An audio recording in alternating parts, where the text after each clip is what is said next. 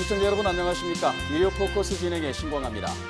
5.18 39주년을 맞았지만 진상규명은 여전히 진행 중입니다.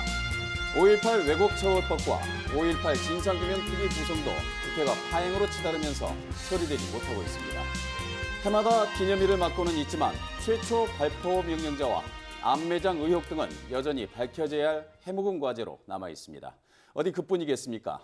5.18 광주 민주화운동의 기반이 되었던 전남에서는 당시의 역사조차 제대로 기록하지 못하면서 5.18의 공간적 범위를 광주에 국한하고 있는 게 현실입니다.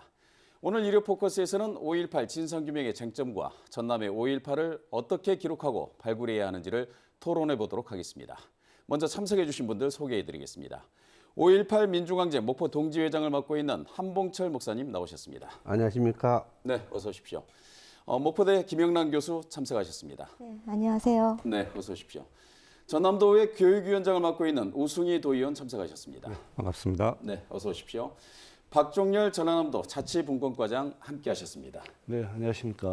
네, 이렇게 네 분 참석해 주셔서 고맙습니다.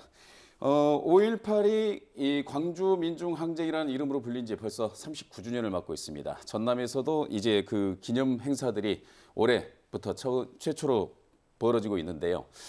5.18 39주년을 맞는 소감을 참석자 여러분께서 차례로 소감을 먼저 말씀해 주시고 본격적인 토론으로 이어가 보도록 하겠습니다. 먼저 박종렬 과장님 말씀해 주시기 바랍니다. 네, 80년 5월 5.18 민주화 운동이 일어난 지 벌써 39년이 되었습니다만은 아직도 일부 세력들은 망언, 5.18 가치를 폄하하고 있습니다.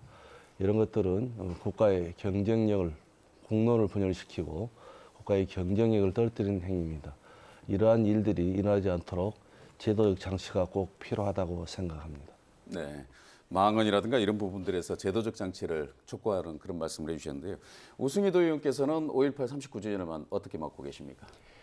80년 5월에 광주 시민들의 대동정신, 민주화운동의 정신이 촛불 시민혁명 그리고 6월 항쟁으로 이어져서 광주 전남이 대한민국 민주주의의 뿌리다 이렇게 된 것에 대해서는 자랑스럽게 생각합니다. 하지만은 그동안 정권 교체라는 이런 과정에서 5.18 진상규명이 제대로 되지 못했고 또 책임자 처벌 또한 온전치 못했다 보니까 심지어 지금에서는 전남도청을 복원해야 되는 책임까지 지금 떠맡아져 있는 상황입니다. 그래서 민주화운동 그리고 5.18의 희생정신 그 상처가 지금도 진행형이다라는 점에서 좀 안타깝고 또 책임감도 느낍니다.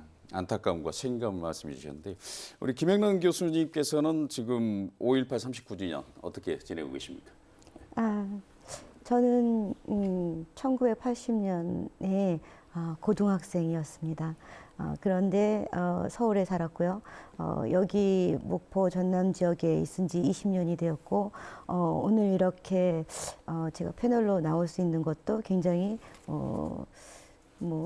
감격스럽다고나 할까요? 이를테면 그것은 무슨 말이냐면 39년 전에 5.18 항쟁을 했던 전남 광주 시민이 있었기 때문에 오늘 이런 자리가 또 있는 거 아닌가 생각이 들고 네. 제가 있는 거 아닌가 생각이 들고 해서 상당히 어떤 면에서 보면 외부자일 수 있지만 사실은 제가 있게 된 바탕이 되고 우리가 있게 된 바탕이 됐던 이 일에 대해서 굉장히 의미 있게 생각하고 40년을 또 맞으려고 합니다. 네, 알겠습니다. 이 반성과 함께 또 이 감격스러운 말씀 그리고 앞으로 해야 될 과제까지 이렇게 말씀해 주셨는데요. 지금 한복철 목사님 지금 5.18 목포 동지회장을 맡으신 쭉 이끌어 오시면서 지금 5.18 39주년 행사 이런 부분들을 준비하셨습니다. 5.18 39주년 어떻게 지금 보내고 계십니까? 그래서 매년 5월을 맞이할 때마다 참 숨고 싶을 때가 참 많습니다. 네. 5월을 기억하고 그리고 그 아픔들을 나누고자 하는 사람들은 많지만 실상 거기에 대해서 진실을 이야기해 준 사람이 너무나 적다는 사실도 있고요. 네. 그리고 왠지 살아있다고 하는 것이 그리고 살아있으면서 해야 될 일을 하지 못한 것이 늘 죄송스러운 시간. 그것이 5.18 유공자들이 갖는 그러한 5월을 보내는 시간들이 아닌가 생각합니다. 그래서 행사를 치르는 사람들 그리고 5월 행사를 바라보는 사람들은 다르겠지만 유공자들 입장에서는 늘 언제나 가장 죄짓고 사는 시간, 가장 아픈 시간이 바로 5월이라 그렇게 생각을 합니다. 네. 아픔을 토로해 주셨는데요. 지금 그 5.18 39주년을 맞아서 전남에서는 매우 의미 있는 행사가 열리지 않았습니까? 전남 최초로 단독 기념 행사를 지난 14일 날 목포역 광장에서 가졌는데요. 지금 이 행사를 준비하시고 이 치러보신 소감 어떻습니까? 한복철 목사님. 아무래도 그 5.18을 이야기하지만 여전히 광주로 국한돼 있었고, 그러나 당시 80년 5월은 광주가 아닌 전남이었거든요. 네. 문화적으로 그리고 경제적, 사회적으로 하나가 되어 있었던 하나의 공동체였는데, 광주 전남이 나눠지면서 광주가 중심이 되고 전남이 소외돼 버린, 그리고 광주 항쟁을 가능하게 했던 모든 힘이 전남에서부터 출발을 했는데, 그게 이제 묻혀버린 그런 것들을 보면서 늦게나마 이제 다시 이제 전남이 5.18에 대한 새로운 평가와 그리고 거기에 대한 기억들을 되살리고, 그리고 그것을 이제 체계화해 나가는데 대해서 참으로 감사하게 생각합니다. 네, 알겠습니다. 그 굉장한 의미를 부여해 주셨는데요. 박종렬 과장님, 이 행사 자체가 이제 전남 5.18 민주항쟁 39주년 기념 전남 행사위원회가 조직이 돼서 이렇게 추진을 했습니다만은 이 지자체 차원에서 이런 부분들을 준비할 때 이 5.18뿐만이 아니고 여순 19 그리고 세월호 이 부분까지도 이렇게 포함된 이런 내용들이 굉장히 다뤄졌단 말입니다. 이 전남도에서 이런 행사들이 치러지게 된 의미 어떻게 지금 부여를 하고 계십니까?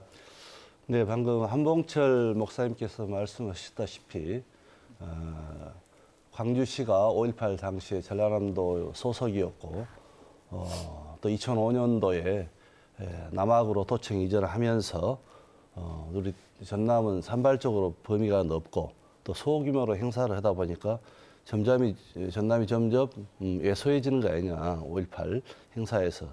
또 그래서 우리 도의회에서 여기 오신 우승희 위원장님이나 문행주 의원님이 지적하셨고, 또 5.18 단체, 시민단체 이런 분들이 광주의 5.18을 크게 놓고 전남을 아울 수 있는 그런 행사가 필요하다. 그러기 위해서 기획을 됐고, 또 이러한 취지에 저희 김영록 도지사께서 적극 지원하게 돼서 이번에 행사를 치르게 되었습니다. 알겠습니다.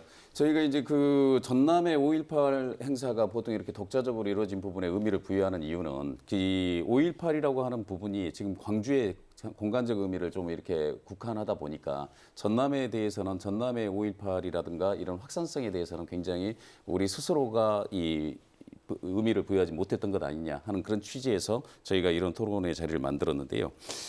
지금 내년이면 이제 벌써 5.18이 40주년이 됩니다. 5.18 1년을 앞둔 39주년이 그래서 중요한 부분인데요. 지금 이 시점에서 진상규명의 쟁점들이 분명히 제기되고 있고, 물론 이제 국회가 공전하면서 국회가 파행으로 흐르면서 이 제도적인 측면에서는 이 미비하기는 합니다만은 앞으로 이런 진상 규명들이 좀 어떤 방식으로 좀 이루어져야 되겠다 하는 그런 부분들에 대해서 한번 얘기를 나눠보도록 하겠습니다. 먼저 우승희 의원님, 이런 부분들에서 그 진상 규명의 쟁점들이라고 하는 부분들이 분명히 지금 나와 있지 않습니까? 그렇죠. 이런 부분들을 어디서부터 차근차근 풀어나가야 된다고 보십니까? 일단 역사 왜곡하고 지속적으로 망언과 폄훼한 상황을 봤었을 때 마찬가지로 이게 완전한 진실 규명이 필요하다라는 것을 역설하는 지금 현재 상황이라고 보고요. 예. 최근에 몇 년 전부터 이제 집단 발포 그리고 기총 사격 이런 증언들이 또 증거들이 나타나면서 정부에서도 국회에서 특별법이 제정이 됐고 진상규명위원회를 구성을 했었습니다만은 그게 지금 완전히 구성되지 못하고 또 공전하고 있는 상황 아니겠습니까? 네. 지금 나와 있는 증거들을 빨리 수집하고 또 우리가 그동안 확인하지 못했던 그 여러 가지 증언들이라든가 기록들을 수집하는 것이 시급한데 그 진실규명위원회가 구성되지 못하고 있기 때문에 그 위원회 구성과 별개로 우리는 빨리 기록하고 또 수집하는 작업들을 별도로 할 필요가 있다. 지금 이제 5.18 기념재단에서 증언센터를 만들어 가지고 지금 하고 있는데요. 이게 필요하고요. 이제 정부는 국회 차원에서 지금 9명의 위원이 다 구성되지 않으면 6명이라도 일단 진행을 하자라고 하는 네. 법안도 좀 제출되어 있기 때문에 그 부분이 빨리 좀 진행이 되는 것이 또 한편으로는 필요하겠다고 생각을 합니다. 알겠습니다. 지금 현재 그 크게 보면은 최초 발포자, 그다음 집단 발포자, 총기는 어떻게 쓰였는가 이런 부분들이 쟁점이 하나가 있고요. 그렇다 그 뒤에부터는 이제 행불자 이 시신들은 다 어디가 있는가 이런 부분들이 쟁점이고 세 번째는 그 당시의 이 국가폭력 중에 좀 안타까운 부분이긴 하지만 성폭력 이 부분에 대한 진상 규명 이런 부분들에 대한 쟁점들이 있는 것 같습니다. 김영란 교수께서는 이 성폭력 피해자들 이런 부분들에 지금까지 성폭력이라든가 이런 부분들에 대해서는 언급이 된 적은 없어요. 의혹은 나왔고 최초 이 사례 증언만 지금 나와 있는 이런 형국가 아니겠습니까? 어떤 방식으로 어떻게 이루어져야 된다고 보십니까? 지금 뭐 의혹이만 남았다고 하지만 2018년 10월 31일에 그 5.18 계엄군 성폭력 공동 사실이 있었다라고 하는 것을 이제 밝혔거든요. 네. 그래서 결과적으로 정부 차원에서는 좀 일정 정도 인정을 한 것이에요. 네. 그런데 이제 성폭력이냐, 성고문이었냐 이런 것도 조금 더 이렇게 정확하게 밝혀져야지만 처벌을 누구를 할 것인가 이것도 결정되겠죠. 실제로 그 당시에도 분명히 이제 1989년에 청문회를 할 당시에도 네. 분명히 그 부분은 피해자들 간에는 서로 얘기가 됐었는데 이제 막았단 말이죠. 예. 이 얘기를 발설을 하면 좀 좋지 않을 것이다. 근데 그때는 그때 시대는 그랬었죠. 근데 이제 미투 운동 이렇게 하면서 이것들이 사실 이제 두드러질 수 있게 되어진 상황에서는 일단은 그 신고를 좀 자기 고발을 할 수 있는 자기가 고발할 수 있는 그런 센터를 좀 독립적으로 만들어야 된다라고 생각을 하는 거죠. 지금 현재 있는 그 5.18 센터 말고 또 다른 아니 신고 센터를 5.18 센터가 아니라요. 그 지금 진상 규명을 네. 하는 위원회를 하잖아요. 예, 예. 이제 진상 규명의 위원회 안에서도 성폭력과 관련된 진상 규명은 좀 달리 이제 독립적으로 좀 세팅을 해놔야지만 네. 자유롭게 예. 이것들을 좀 발언하고 신고하고 또 규명을 할 수 있는 여러 가지 증거들을 좀 얘기할 수 있게끔 하는 그런 장치가 좀 필요하지 않을까. 즉 진상 규명 안에서도 성인지적으로 좀 접근할 필요가 있다라고 네. 하는 말씀을 드리고 싶습니다. 이미 작년에 그 여성 단체들에서는 성명서를 발표했거든요. 예. 진상 규명을 하고 또 처벌을 하고 피해자에게 사과를 해라라고 한 것들이 이제 지켜지도록 아마 여성 단체도 계속 주시할 것입니다. 그래서 예. 의논을 해서 하시면 되지 않을까 싶습니다. 알겠습니다. 진상조사위원회의 성폭력 대책, 그 성인지적 관점에서 별도의 기구를 만들고 운영을 해야 된다. 이런 부분들을 쟁점으로 또 한번 말씀해 주셨습니다. 한봉철 목사님께서 보시면 그 최초의 그 세 가지 정도의 쟁점, 주요 쟁점들을 말을 했는데 지금 그 5.18 단체에서 주장하는 이 진상규명의 쟁점들 어떤 부분들을 또 추가로 요구하고 계십니까? 일단 좀 그렇게 생각을 먼저 좀 바꿔봤으면 좋겠는데요. 네. 어떤 일이 벌어지면 그 일에 대한 진상이 이제 조사가 되어지고 그게 규명이 되어지고 나면 보상이 이루어지지 않습니까? 네. 그런데 그 5.18은 이게 바뀌었단 말이에요. 바뀌었습니다. 보상이 먼저 이루어지고. 예, 보상이 먼저 예. 이루어지고 진상 규명이 되어졌어요. 그건 뭐냐면 얘는 나름대로 민주화를 이야기했었지만은 보상을 하면서 의도적인 어떤 하나의 계획된 예. 증거 인멸이라든지 어떤 더 이상 이야기가 되지 않도록 네. 당시 그 보상하는 당시에도 그래서 더 이상 이후에 어떤 것도 하지 않겠다고 하는 각서를 예. 받았던 것이었거든요. 이게 제가 볼 때는 이제 보상을 통해서 입막음을 하고 진상 규명을 방해하고 했던 의도적인 어떤 것이 아니었느냐라는 생각을 해봅니다. 그래서 이제 지금 늦었지만은 저는 그래요. 많은 진상에 대한 이야기들이 나오고 있지만 예. 그러나 보다 더 솔직한 정말 감추고 싶었던 이야기들을 감추고 있습니다. 그러나 하나씩 터져 나오기 시작하고 어떻게 우연찮게 조비오 신부의 그 기총 사격에 대한 이야기를 거짓말이라고 전두환이가 이야기하면서 결국에는 그게 진실로 밝혀지는 그 증언들이 나오기 시작합니다. 예. 그러면서 용기 있게 당시에 시민군들을 진압했던 계엄군들의 용기 있는 증언들이 나오기 시작하거든요. 저는 보다 더 많은 당시에 불의한 정권의 하소 노릇을 했지만 예. 용기 있게 그 증언들을 해줌으로써 진실을 밝혀줌으로써 그렇게 되어지면 자동적으로 아까 말했던 것처럼 진상 규명에 따라서 예. 필요한 책임자들이 처벌될 것이고 그리고 책임을 묻게 될 것이고 그러면서 5.18의 역사가 끝나지 않았다고 얘기하지만 이 역사가 후대에 민주화를 위한 운동이었고 그리고 억압에 대한 명예로운 역사적 사실이었다고 하는 것들로 아름답게 마무리될 수 있지 않겠느냐. 예. 이제 그렇게 보시거든요. 제가 볼 때는 먼저 그 진상규명 여러 가지 많은 태도들이 있지만 제가 볼 때는 그런 것들이 정말 용기 있게 국가가 보관하고 있는 문서들을 공개하고 국방부 특히 그리고 미국이 가지고 있는 당시의 비밀 문서들 예. 이런 것들이 공개가 되어지고 용기 있는 당시의 그 진압군들, 계엄군들의 증언들이 이루어진다면 제가 볼 때는 그렇게 진상규명이 어렵지는 않을 거다 그렇게 생각을 합니다. 그리고 또 이런 진상규명이 지금 시급한 이유라고 하면은 벌써 한 세대가 지나가고 있다 넘어가는 시점이기도 하고 지금 이 상황에서 이 후대 세대들에게 이게 민주화 운동에 어떤 가치를 가지고 있는지 이런 부분들을 정확하게 지목을 가르치고 이 교육하고 하는 그런 목적이 또 필요한 부분들 아니겠습니까? 우승희 의원께서는 지금 이 시기에서 진상 규명이 가장 시급한 이유 어디에서 찾을 수 있다고 보십니까? 역사의 현재화라고 생각을 합니다. 역사의 현재화다. 예. 예. 방금 말씀 주셨던 것처럼 우리가 저희 세대 같은 경우 그러는데요. 4.19에 대해서 저희가 사실은 역사책에서만 배웠습니다. 네. 현재하지 못했죠. 그러나 5.18과 관련해서는 저희가 어렸을 때 경험들이 가지고 있는 것이죠.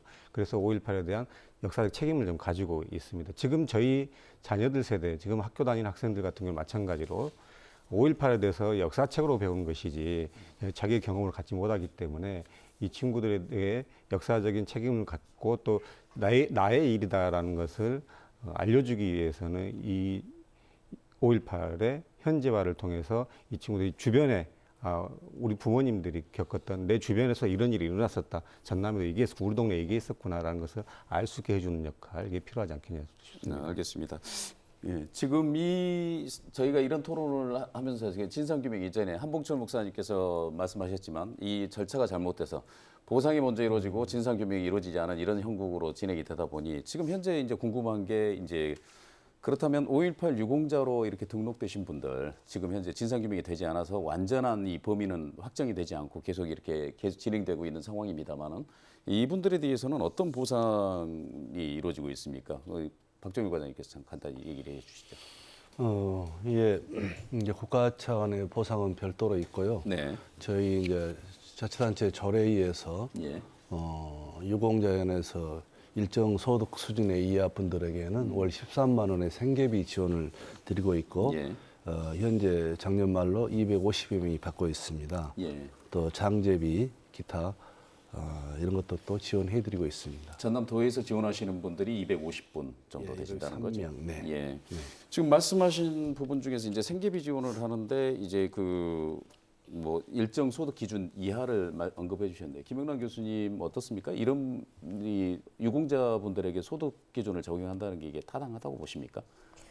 그 부분은 이게 이제 2006년에 조례를 저희가 그렇게 했거든요, 전남에서. 예. 근데 막 2006년에는 그게 필요했을 수도 있겠다는 생각이 들어요. 시대적 상황이 시대적으로 예. 봤을 때는 생계가 곤란하게 되어진 부분에 대해서는 네. 좀 정도 우리 지자체에서 보상이든 배상이든 뭐 하여튼 이런 차원에서 접근했을 수가 있는데 지금 사회복지에 관련한 그 사안들도 많이 바뀌었거든요. 그 환경이. 예. 그래서 이제 그 보편적 복지를 한다 뭐 이런 개념의 얘기가 지금 나오고 한참 이제 무르익고 했는데 예. 실제 사회복지 안에서도 재산 조사나 소득 조사를 하지 말았으면 하는 것들을 계속 주장하고 있는데 하물며 네. 지금 우리 민주 유공자들은 민주화에 공이 있으신 분들이지 않습니까? 예. 근데 그분들에게 1년에 한 번씩 재산조사, 소득조사를 해서 이게 다시 대상이 될 수 있는가 없는가를 따진다는 것은 소득을 따지는 거지 공을 따지는 부분이 아니라고 보거든요. 예. 본말이 전도된 거라고 생각이 들어서 저는 가급적이면 이런 조사가 없이 유공자에게 모두 명예로운 일을 하신 분들에 대한 명예수당이라고 이제 표현할 수도 있는 그런 수당을 지급해야 되는 것이 아닌가.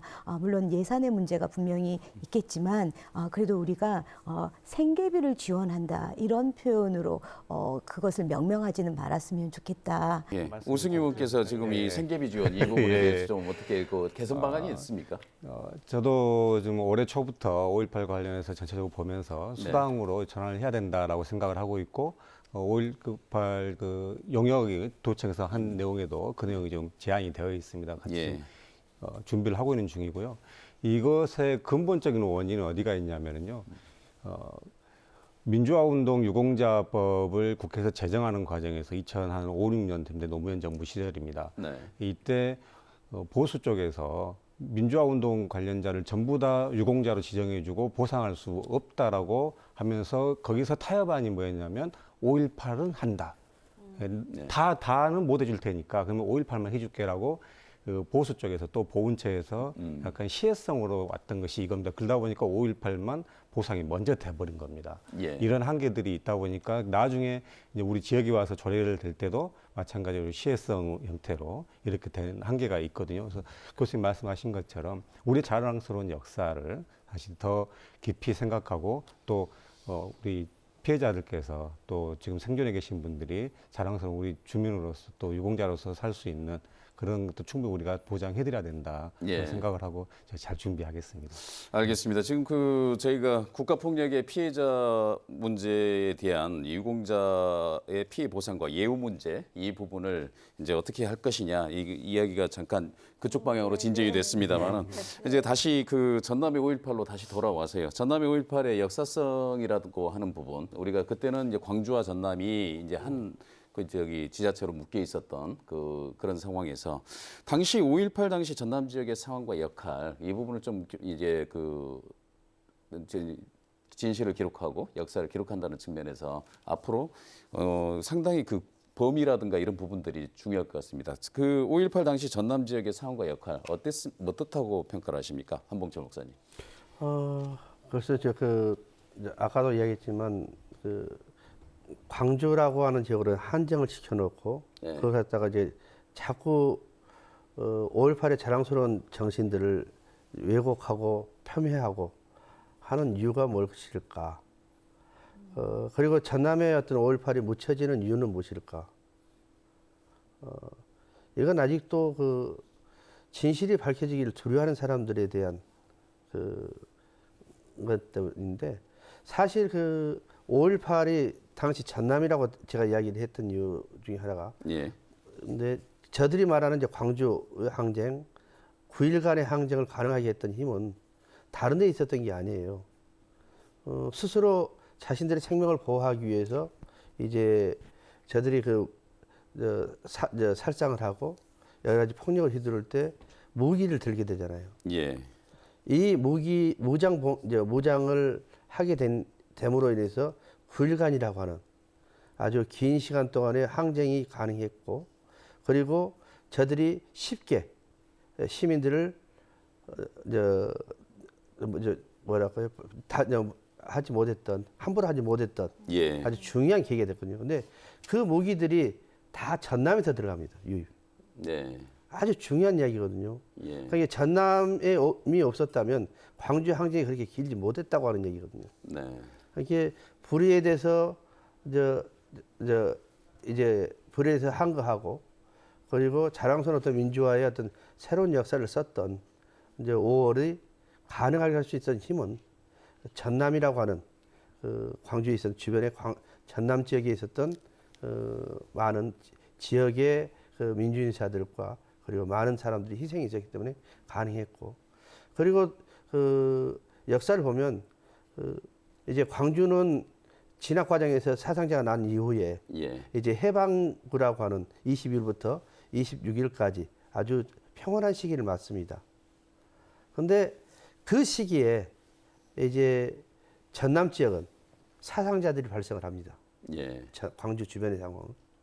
이게 한쪽은 해방구였지만은 한쪽은 여전히 이제 5월에 그 진압 과정에서 사상자가 발생하는 그러한 이제 언밸런스의 모습들이 나타나고 예. 있는 거예요. 그렇게 보면은 결국 많은 사람들이 이야기하지만은 5월은 광주만의 이야기가 아니라 전체 전남의 이야기라고 하는 거죠. 전남이 없어서는 가능하지 않았다. 예. 이렇게 우리는 볼 수 있다고 보죠. 예, 그렇기 때문에 이제 전남의 5.18 기록들이라든가 이런 부분들이 발굴되고 그때 당시 무슨 일이 있었는지 지난 14일에 있었던 그 기념식에도 보면은 식전 갤러리를 보면 강진에서 있었던 상황들, 영암에서 있었던 상황, 해남에서 있었던 상황을 상징적으로 해서 이렇게 공연들이 이루어지고 하는 모습을 봤습니다만은 지금 그런 기록들이 어느 정도나 지금 발굴돼 있고 어느 정도 축적돼 있습니까? 박종규 관장님께서 간단히 얘기해.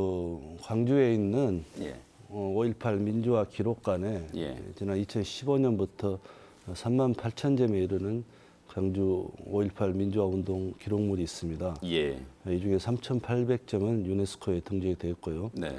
그리고 전남 자료도 목포, 해남 등 어떤 당시의 시 현장 사진, 또 5.18 민주운동 기록관에 보관되어 있고, 여기 계시는 만봉철 목사님도 참가하셨던 목포 시민투쟁위원회 결의문, 또 80년 5월 장영태 지사님의 담화문과 예대한 반박문 등 예. 이런 사료가 5.18 광주 민주화운동 총수에 포함되어 있습니다. 또 많이 희자되고 있는 도청 현판은 도청 남학 이전과 함께 행정박물로 분류돼서 공공기록물법에 따라서 우리 도에서 관리하고 있습니다.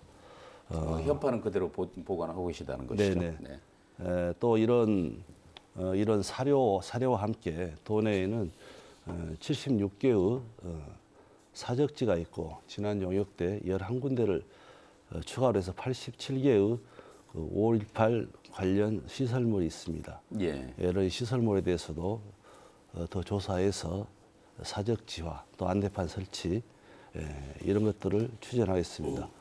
그리고 앞서 말씀드렸던 지난해 했던 5.18 기념사업 기본 용역 안에도 가장 첫 번째가 진상규명이라고 생각합니다. 네. 그동안 이루어졌지만 전남에 산재되어 있는 여러 가지 사료들을 다시 확인하고 구술할 수 있으면 구술 따고 이런 전남에 일어났던 일을 다시 정확하게 재조명하는 것이 중요하다고 생각합니다. 예. 오승희 도의원께서 이런 부분 표지색이라든가 기념비 이런 부분들에 대해서 꾸준히 관심을 갖고 이런 부분 조사를 하신 걸로 알고 있는데요. 예, 예. 지금 그 전남 같은 경우는 기념비, 표지석 이런 것을 제외하고는 특별히 그 지자체 차원에서 뭐 이렇게 하고 있는 그런 부분이 없다라고 하는 비판도 있습니다. 예, 지금 실태를 한번 들여다보시니까 어떻던가요? 광주 같은 경우는 이제 시 차원에서 통일된 안을 만들어 가지고 예. 기념비라든가 사적지를 다 조성을 했습니다. 그러나 전남은 그렇지 못하고 각 시군별로 하다 보니까 다 모양이 다르고 예. 그렇고 2017년에 저희가 이제 사적지 지원 조례를 만들면서 전체적으로 조사하고 청소도 좀 하고 그렇게 했고요. 이제 그러면 통일되게 만들 것이냐 또 지역에 맞게 어떻게 할 것이냐에 대한 부분은 앞으로 이제 종합계획에서 해야 될 것 같고요. 이번에 용역 과정에서도 추가로 좀 됐던 부분들이 여러 군데가 있고요. 네. 또 역사적으로 지금 사망자가 발생했던 것도 여러 군데가 있음에도 불구하고 거기에 대한 충분한 사적지 조성도 지금 안 되어 있는 상태이고요. 네. 가장 큰 문제는 그거 같습니다. 광주 같은 경우는 그동안 쭉 기념식도 해오고 또 여러 가지 5.18 관련된 재단이라든가 또 각 학교, 대학교의 연구소에서 꾸준하게 연구 작업을 해왔다면 전남은 거의 방치되어 있었다. 방치돼 있었다. 그렇다고 저는 예. 봅니다. 지금 유공자들이 단체들이 몇 군데 있습니다만은 네. 그 단체들이 거의 활성화된 곳은 몇 곳 안 되고요. 예. 그다음에 이분들이 아까 말씀하셨던 생계지원비 정도만 받고 계시고 또 개인이 가지고 있는 역사적 경험과 기억 이게 정리되지 못해 있습니다. 예. 그러니까 가령 예를 들면 목포역에 참 당시 목포역에 모이셨던 분들이 각자 개인의 어떤 역사적 기억이 있을 거라는 거죠. 예. 이게 하나로 모아져 있었을 때 하나로 그 아카이브를 형태로 띄어서 만들어 놓는다면 예. 이게 엄청나게 큰 기록물이 될 텐데요. 이런 거 아직 못하고 있는 것이죠. 그래서 예. 그 구술, 체록 사업도 지금 해야 되는 상황이고요. 그 전체 큰 틀에서 하는 것도 좋지만 개인이 가지고 있는 또 피해자뿐만 아니라 혹시 가해자가 있다고 한다면 예. 고백과 증언을 통해서 모두 다 지금 정리를 해놓은 작업들이 필요하다라고 봅니다. 알겠습니다. 한봉철 목사님, 지금 그 진상조사위원회가 이제 본격적으로 활동하고 출범을 해서 본격적으로 활동을 하게 된다면 이제 이 부분들에 대해서 진상 규명이 이루어지면서 전남, 광주뿐만 아니고 전남에서도 어떤 일이 벌어졌는지 일단 기록을 가지고 이렇게 계속 이렇게 또 진실을 규명하는 작업들은 이루어지지 않겠습니까? 그럼에도 불구하고 전남의 5.18 기록물이라든가 이런 부분들을 방금 그 우승 의원께서도 말씀하셨지만 아카이브하고 그런 체록을 하고 하는 그런 부분들이 필요한 이유가 있다면 어떤 부분이 있겠습니까? 이 부분에 대해서는 꾸준히 그 도에 예, 요구를 해왔던 상황이에요. 예, 사실상 기록관을 먼저 좀 만들어 달라. 그리고 개인이나 어떤 5.18 단체가 이제 많은 분들이 소지하고 있는 기록물이랄지 사진들이랄지 이런 자료들을 받으려고 하면 어려우니까 전남 독자적인 기록관을 만들어라. 그러죠. 도 네. 차원에서 홍보해서 예. 그것을 책임지고 우리가 그것을 역사화하겠다. 예. 라고 해서 그 기록물들을 모으는 작업들을 해달라고 했는데 자료가 있겠느냐라고 했던 것이 그동안에 그 어떻게 보면 전남도의 대답이었어요. 그래가지고 자료가 없을 것이다를 전제로 한 거다라는 왜냐하면 이미 다 나왔지 않느냐. 예, 근데 실상 이제 그렇지 못한 것이 사실이고요. 그리고 이제 그 아까 이제 이야기들 잘해주셨습니다만은 그 기록물들은 이제 광주에서 찾아와요. 광주에서 가져가라고 그래요. 전남 것은. 예. 근데 이제 그 가져오지 못하는 가져가라고 이유가- 한다고요? 이제 우리보다 이제 네. 그 가져가서 네. 너희들 이제 전남만의 기록관을 만들었으면 쓰겠다라고 하는 이야기를 하거든요. 그거 왜냐- 처음 듣는 얘기인데 이게 이런 제안도 있었습니다. 예, 그런데 이제 네. 우리는 그게 준비가 하나도 안 돼 있는 거예요, 사실. 예, 이제 이런 부분들을 어찌든 간에 뭐 그걸 갖다가 그대로 놓고 복사본을 가져온다 했잖아요. 원본은 우리 거니까. 실상 목포에 있었던 여러 가지 광주에 지금 보관돼 있는 자료들도 제가 이제 보내드린 것도 예. 있고 그러는데 원본을 놔둘 데가 없으니까 결국 그리 가게 된 거 아니겠습니까? 이제 전남만의 어떤 5.18을 이야기하고 싶으면 우리만의 기록관이 있어야 되고 우리만의 공간이 있어야 한다고 하는 거거든요. 이제 그런 면에서 네. 보면 좋겠다 생각이 들어집니다. 예, 전남만의 아카이브를 만들어야 된다. 그 과연 이런 자료가 있겠느냐 했는데 그 한복철 목사님 말씀하신 이 광주에서 가져가라라고 한다는 그 부분에 대해서 저희가 맥락을 모르기 때문에 어떻게 평가를 하기는 그렇습니다만은 5.18 민주화 운동이라고 하는 것이 이 대한민국의 민주주의에 미친 가치의 역사로서 봤을 때 광주의 장소의 문제가 아니고 그것이 가지고 있는 가치가 중요할 텐데 그거를 어디에 보관하고의 문제는 분명히 아닌 것 같습니다. 하지만 이 전남에서도 이런 부분들이 우리 김영란 교수께서도 말씀하셨고 이 지역에 사시는 지역민들이 이 부분들에 대해서 자랑스럽게 하기 위해서는 그 정도의 기록관 정도는 있어야 되는 것 아니냐 하는 취지로 본다면 전남도에서도 어떤 대책을 좀 세우셔야 될 것 같은데 지금 어떤 준비는 하고 계십니까? 네, 지금 전라남도에서 그동안 종합적으로 접근한 예가 1996년도에 기념사업 종합계획을 세웠었습니다. 네. 그러나 뭐 이렇게 제대로 실행이 안 된 것 같습니다. 마침 지난해에 5.18 기념사업 기본 용역을 통해서 예. 바로 이러한 문제점들을 해결하기 위하여 예. 전남에 어떤 부분에 좋을까 5.18 기념 공간을 설치 광장 수립하고 거기에 당연히 사료관, 역사관, 방금 우승희 위원님께서 말씀한 아카이브 이런 것들을 통해서 5.18 예. 기록들을 당연히 보존해야 된다고 생각합니다. 뭐 강주하고 전남이 뭐 따로 갈 필요는 없지만 서로 자료를 공유하면서 그러나 우리 도가 가질 수 있는 자료는 방금 말씀드린 이제 우리 도청 현판은 네. 유출이 어렵기 때문에 복제를 해서 나온다든 어쨌든 간에 우리 전남만의 그런 원류를 가질 수 있는 사료관 역사관은 그동안에 계속 발굴된 자료, 앞으로 또 발굴해 나갈 자료들을 그러한 저장 공간은 꼭 필요하고 저희들도 이번 영역에 넣어서 예. 차츰 같이 우리 5.18 단체들하고 같이 해서 그런 것들이 실현되도록 노력하겠습니다. 한번 그 영역 안에서 이렇게 기록관이라든가 이런 아카이브화 할 수 있는 이런 부분들이 도의회도 충분히 논의를 하고 시민사회단체도 참여하고 해서 도의회에서 이런 부분들을 좀 체계적으로 추진할 수 있기를 한번 촉구해 봅니다.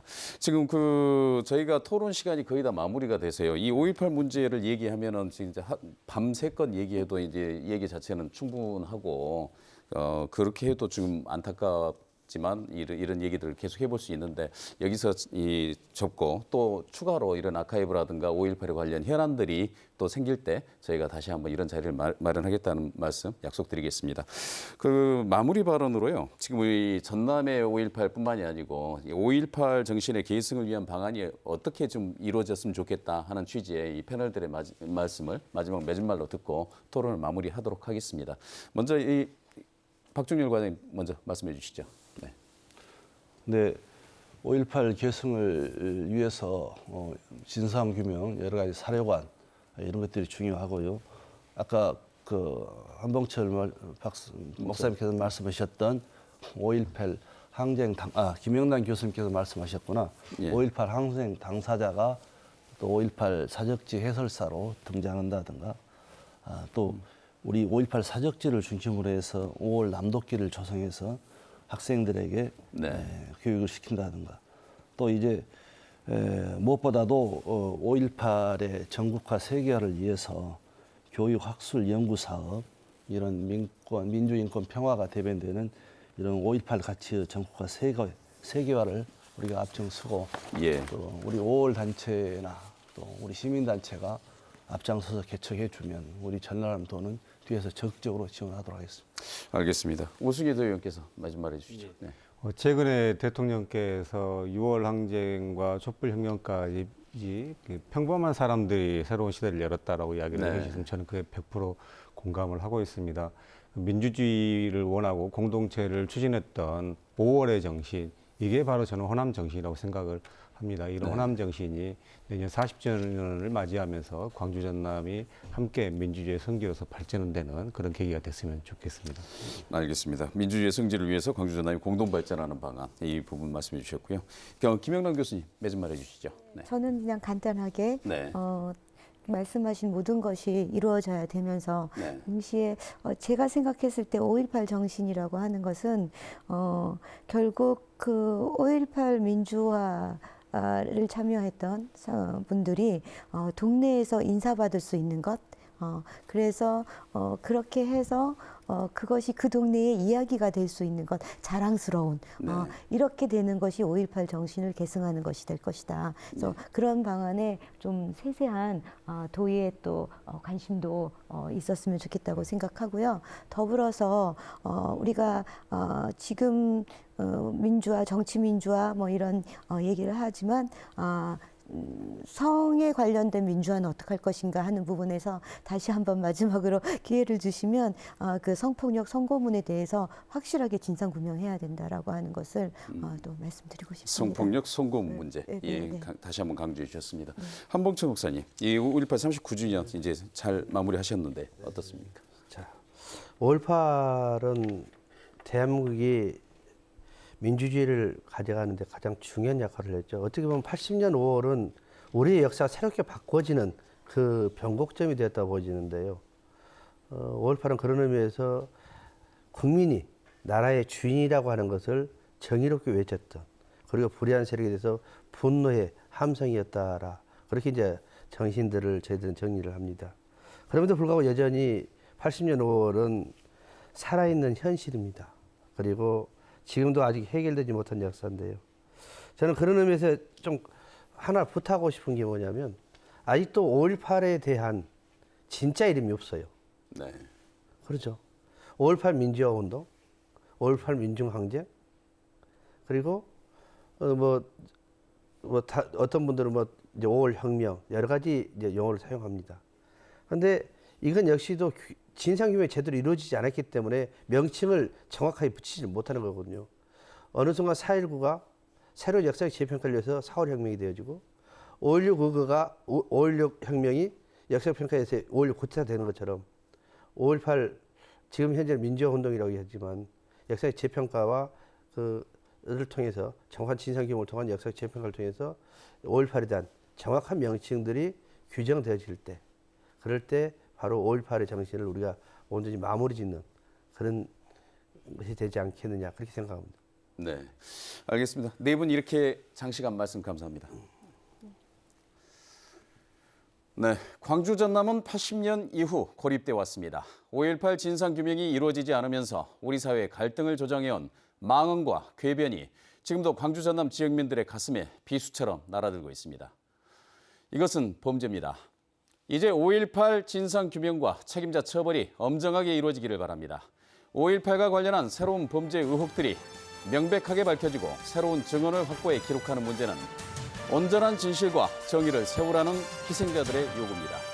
더불어 내년으로 40주년을 맞는 5.18을 앞두고 살아남은 자들이 해결해야 할 과제이기도 합니다. 일요 포커스 오늘 수석 여기서 모두 마치겠습니다. 시청해주신 여러분 고맙습니다.